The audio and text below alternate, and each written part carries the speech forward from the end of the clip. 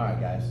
So we've talked about the foundings of the colonies of Plymouth, Jamestown, New York, Maryland, Pennsylvania, and Georgia. Today we're going to talk about South Carolina.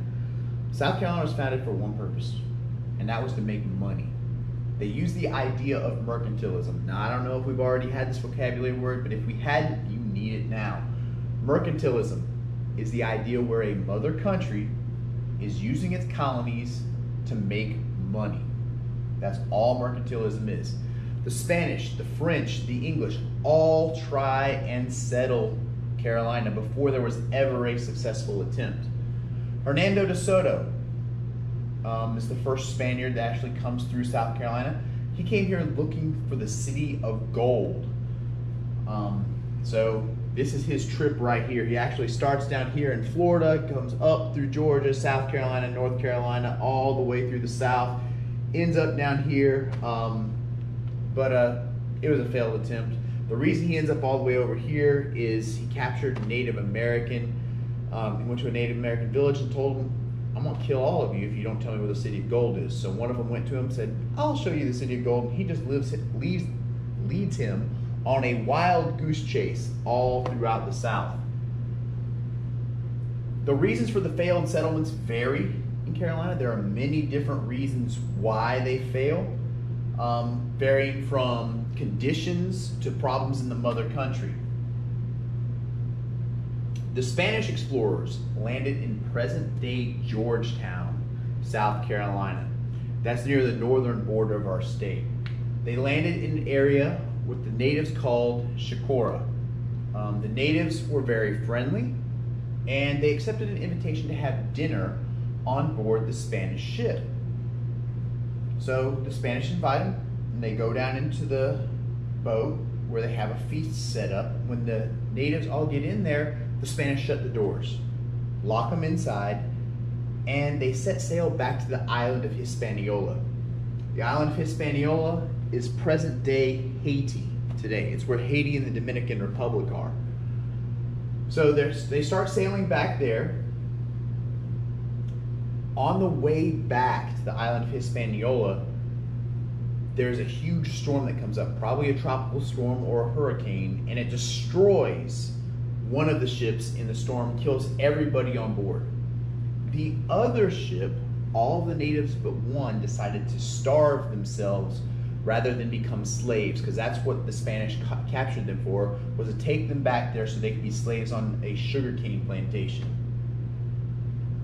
A Spaniard named Lucas Vasquez de Ayllon ordered the capture of the natives, but the natives didn't know that he was the one in charge. So Lucas Vasquez goes to the one native that survived and befriends him, starts making, forms a relationship with him, convinces him to eat, and the native is baptized and given the name Francisco. He's called Francisco de Shakora because Shakora is his homeland. Lucas Vasquez takes Francisco to Spain in hopes of gaining a patent. All right, patent is your next vocabulary word. Patent means a permission from the king to found a colony, or permission from the king to make a colony. Francisco told the king these stories, these outrageous stories about his homeland, of these people who were fed special herbs that made their bones pliable, made their bones soft so they could be stretched, and they made them really tall. Told them stories of men with lizard tails that had to actually dig holes in the ground in order to sit down. Well, the king's name was Charles V, and Charles V grants Lucas Vasquez permission to make the colony, and he starts the city of San Miguel de Gualdape. It's the first attempted settlement in South Carolina. It's on the Waccamaw River near present-day Georgetown. It starts it in the 1520s. This settlement fails because it is the first time in what is today the United States there was a slave rebellion. So there's a slave rebellion that happens at San Miguel de Gualdape. And in the end, only 150 settlers make it back to the island of Hispaniola because of this slave rebellion. The French come next. And the French started in present-day Beaufort, or near present-day Beaufort, and they call the city Charlesfort. See, this is one thing that's kind of ironic. The name of the Spanish king when they founded San Miguel was King Charles. Well, the name of the French king at this time is also King Charles. This settlement fails because of a lack of supplies. The settlers result to eating their own clothing. Their shoes, their belts were all made of leather. Well, leather is made from animal skin, so there is nutrients in it. And then in the end, they end up casting lots, which is a lot like drawing straws. The one who got the short straw, well, surprise, you got cannibalism. They ate him. There was a guy named Lachaire. He drew the short straw, and in order to survive making it back to France, they ate Lachaire on the way back. So this settlement fails because of a lack of supplies. The Spanish now knew that France was interested in settling Carolina. So the Spanish decided, we're going to try and settle it again. And so they send a group from St. Augustine, Florida, up to settle this area. And they rename Charlesfort San Felipe. And they start the settlement in 1566. But because of the way the Spanish mistreat the natives of San Felipe, they get attacked in 1576. The Spanish retreat back to St. Augustine. They later return to San Felipe again to try and restart the settlement, but they abandon it permanently when a guy named Francis Drake burned St. Augustine. Now, Francis Drake, there's a little bit of history there. See, Francis Drake was in love with Queen Elizabeth I of Spain. So, in order to prove himself, he actually sailed to St. Augustine, Florida, and attacked the city, almost burning it to the ground. He then goes and burns other Spanish settlements before he goes back to England. Just so you guys know, Queen Elizabeth was just using Francis Drake, but she got a lot out of him. Francis Drake does a lot of damage in the name of the English to Spain.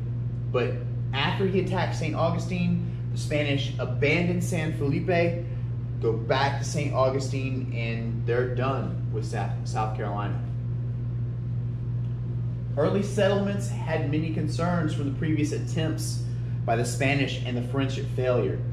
Well, the first successful attempted settlement, or the first successful settlement for South Carolina, was by the English. This is the first one that's becomes permanent. In 1670, the English come here. Now, the owners of the colony, the guys who come here, or not who come here, but the guys who start this settlement, were called the Lords Proprietors. There were 8 Lords Proprietors. The word proprietor is your next vocabulary word. Proprietor means owner. If you think back to when we talked about Pennsylvania, Pennsylvania was founded because King Charles II owed William Penn's family money.